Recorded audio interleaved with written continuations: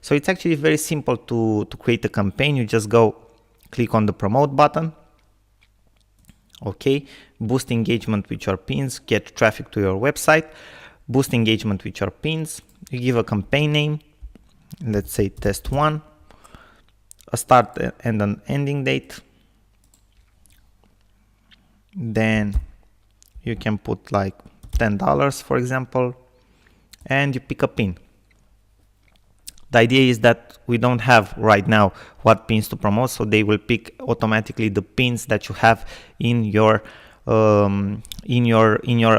Okay, so you have to, before setting up the campaign, you have to create a special pin in one of your boards that you want to use for this promotion, and that's about it. That's how simple it is. Then if you want to create a traffic campaign, you go again, click on the button promote, get traffic to your website.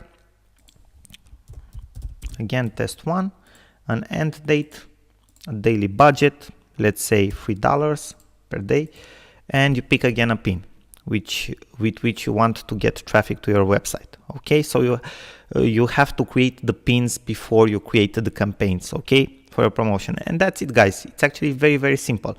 After you have your campaigns up and running, you will get analytics here on your dashboard, the amount spent, the total conversions, because you can add tracking to see who enters on your website, who buys from your website. You can add different tags. Okay, total engagement, that means which practically received a close-up, a repin, a click. Okay, and total impressions. Okay, how many people, how many views your pins got. Okay, that's about it, guys. So it's actually very, very simple to use. I highly recommend it to you, especially if you are if you have a business, or if you run a business in one of the niches that we have mentioned in other videos for Pinterest. If you are selling different types of products in those niches or different types of services, it can bring you a lot of good results.